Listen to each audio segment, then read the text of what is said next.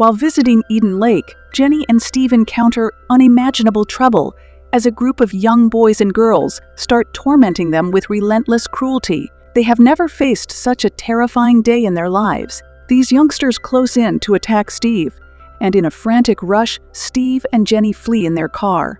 In their panic, an accident occurs, trapping Steve in the car while Jenny escapes into the darkness. When Jenny regains consciousness, she finds Steve missing from the wreckage. After a desperate search, she sees the kids mercilessly tormenting Steve.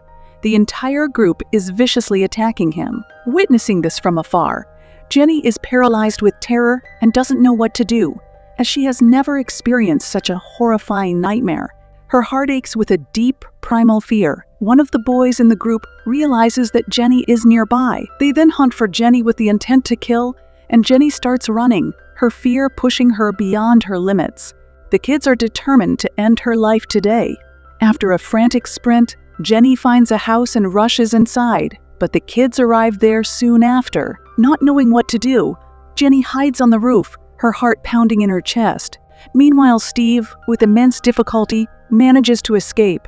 Shortly after, a boy arrives and informs their group's leader, Brett, that Steve has slipped away. Eventually, Jenny and Steve reunite, their relief short-lived. Steve is too injured to walk, so Jenny, summoning all her strength, helps him into a house and tries to treat his wounds.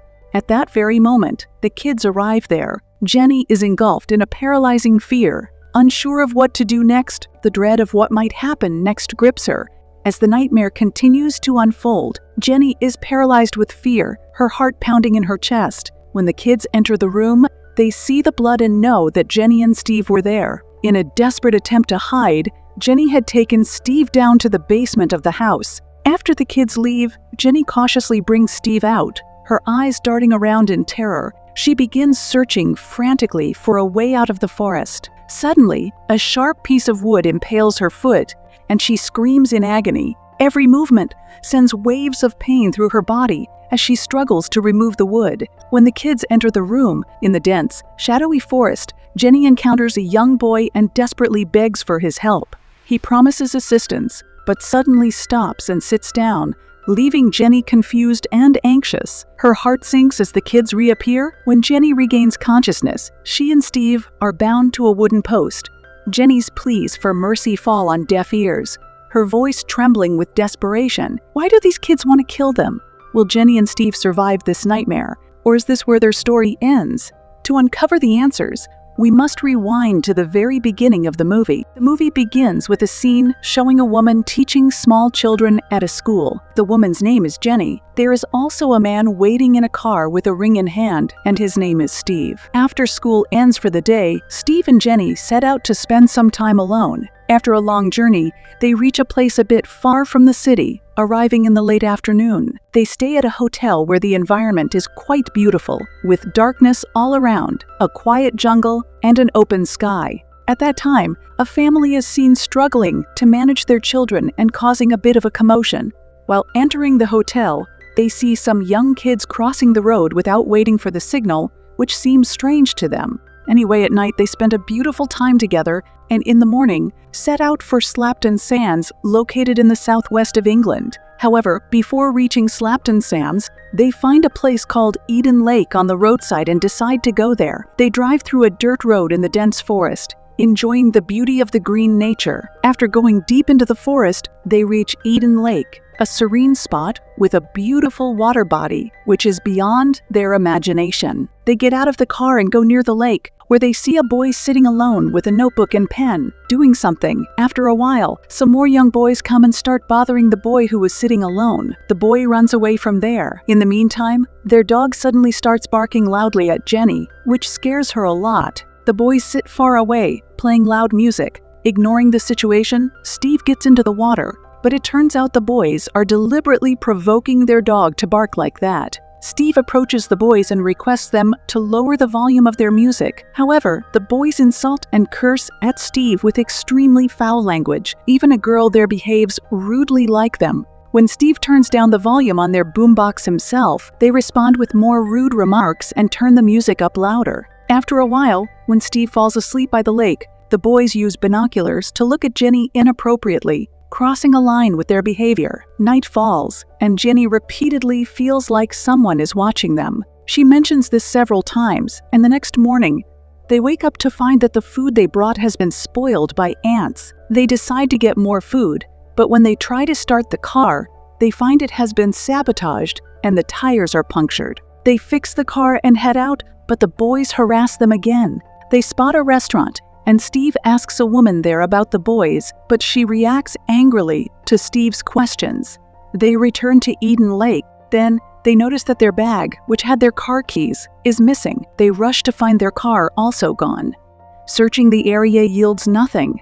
Suddenly, their car appears speeding towards them, driven by the boys. Steve and Jenny barely escape. Steve confronts the boys, specifically one named Brett, asking for his car back. Despite Steve's repeated pleas, Brett attacks him, and a fight ensues. One of the boys pulls out a knife, and in the struggle, the knife accidentally harms their dog. Sensing danger, Jenny grabs the keys and they run to the car. Steve tries to drive them out of the forest, but he accidentally drives the car onto a high spot where it gets stuck. He cannot move the car's wheels. Meanwhile, the boys catch up to them and start throwing stones at their car. One of the stones breaks through the car window. In desperation, Steve locks all the doors. The boys start damaging the car from the outside. Inside the car, they become extremely frightened. Fortunately, the car starts again, and Steve tries to drive away without looking back. However, the car hits a tree. As a result of the accident, a tree branch enters the car through the window, trapping Steve. He tells Jenny to somehow get out and seek help because they are in great danger. Although Jenny hesitates at first, she agrees and gets out of the car.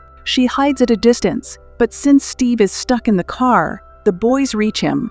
They break the car window and pull Steve out. By dawn, Jenny emerges from her hiding place and goes to their car, only to find Steve missing. She sees some bloodstains nearby and follows them to find the boys mistreating Steve, who is begging for mercy. Steve is badly injured and tied up. He repeatedly asks the boys to let him go. The group's leader, Brett, intimidates another boy by handing him a knife and instructs him to record the entire incident on video. Through this girl in their group, Jenny learns that they have committed many such wrongdoings before and proudly recorded all their misdeeds on their phones. Steve, feeling helpless, starts to cry in fear, but the boy named Brett continues to harm him with the knife. Not just Brett, but everyone in their group starts to mistreat Steve in different ways. Jenny, standing far away, helplessly witnesses this terrible scene. At one point, she gathers her courage and tries to call the police with her mobile phone. Unfortunately, because the Bluetooth was connected, the call first goes to Brett's phone. Brett immediately disconnects the call, realizing that Jenny is nearby and attempting to get help. Jenny then starts to run away. The boys and girls chase her. After running a long distance, Jenny cleverly throws a tree branch onto the road. The boys on their bikes trip over the branch and fall. Jenny keeps running and reaches a house where she finds a walkie-talkie and tries to take it. However, the walkie-talkie is inside a closed door. When Jenny tries to grab it, it falls and breaks. Her jacket gets caught in the door. The boys arrive at that moment and, seeing the jacket, realize she is nearby. They break down the door but find no one inside. Jenny had climbed onto the roof and was lying down. Meanwhile, Steve frees himself from his restraints and escapes. One of the boys notices Steve is gone and informs Brett. Injured, Steve somehow reaches his car, but since he doesn't have the keys, the car alarm goes off when he touches it. The boys realize someone is near the car, but by then, Steve has taken some essential items from the car and hidden. Jenny, meanwhile, escapes from the boys and coincidentally runs into Steve while fleeing.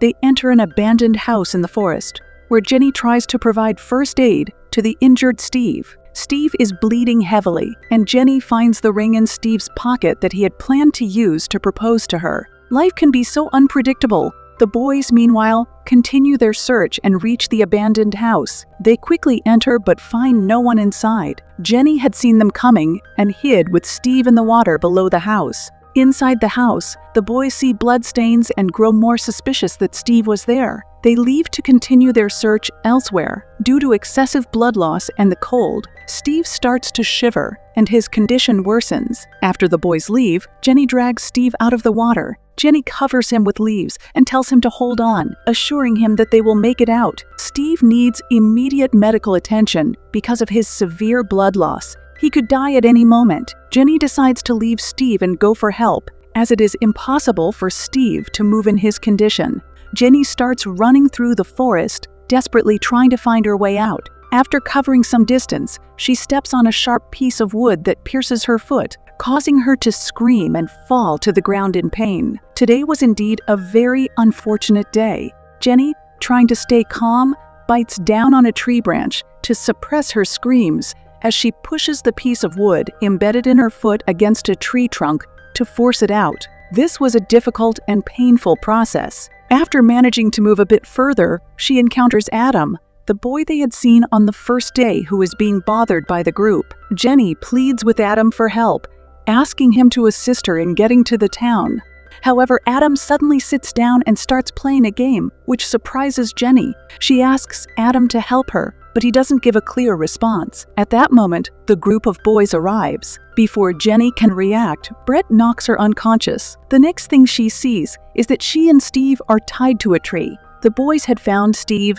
Jenny is extremely frightened and can't predict what will happen next. The boys, showing a complete lack of humanity, arrange some branches around them and start pouring kerosene. Brett hands Adam a matchstick and tells him to set Jenny and Steve on fire. Brett instructs the girl in their group to start recording the incident on video. As the flames start to spread, Jenny struggles in pain, while Steve, barely conscious, is also engulfed by the fire. At one point, Jenny manages to free her hands, move away from the fire, and kick over a bucket of oil towards the group. She grabs a piece of wood, lights it, and uses it to create a distraction, enabling her to escape. Sadly, Steve does not survive. Angry at Jenny's escape, Brett turns his anger on Adam. Brett forces Adam to leave. Jenny, despite witnessing this horrific scene from a distance, finds the courage to run away. She eventually comes across a map of Eden Lake and the surrounding forest, tears it up, and writes a message instead. Jenny and Steve were attacked here by a boy named Brett. Hearing someone approaching, Jenny hides in a nearby trash bin. Brett and his group arrive, find the message, and tear it up without looking inside the bin.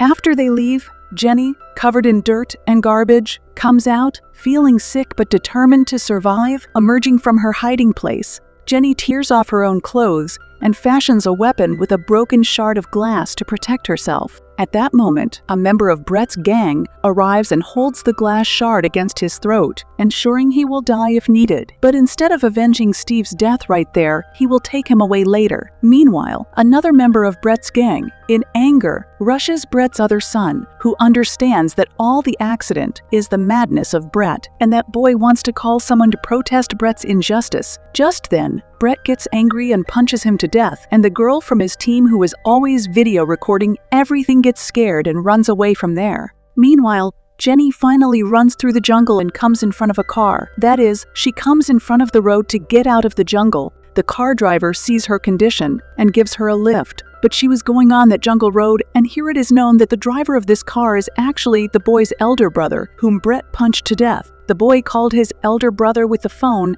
and the elder brother came to the jungle road after getting his brother's phone. After traveling a distance, the driver gets out of the car and begins calling his brother. At this moment, Jenny, seizing the opportunity, takes his car and heads towards the city. Whether to go or not, her car runs into Brett's gang on the way. The girl who records videos and Jenny, seizing another opportunity, understands the injustice done to her before speeding up, driving the car over her, taking another life in an instant, saying it's good to switch. After taking the car, she arrives in the local party, and unknowingly, it is seen that there was a party at the house to return knowledge. The house members are being treated for their injuries, and at the same time, it is seen. As soon as the members of that house received some news on their phones, an atmosphere of unrest arose among them.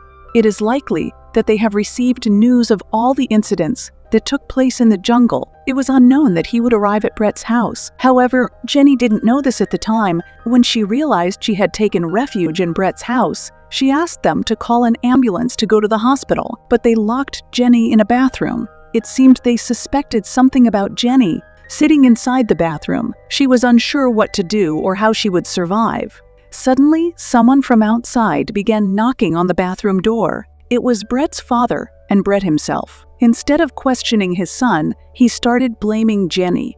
Jenny then said, "Okay, if your son is innocent, call the police and let them investigate." However, at the mention of calling the police, the man firmly grabbed Jenny and dragged her back into the bathroom, and two other men entered and locked the door. From behind the closed door, only Jenny's cries could be heard, and the movie ends here. This movie is one of the strangest movies I've ever seen, where the villain wins in the end, and the heroes don't survive. Although Jenny's dead body is not shown, only her cries are heard. So there is a possibility of a sequel or a second part of this movie, where perhaps it will be shown what happened to Jenny afterward, whether she survived or not.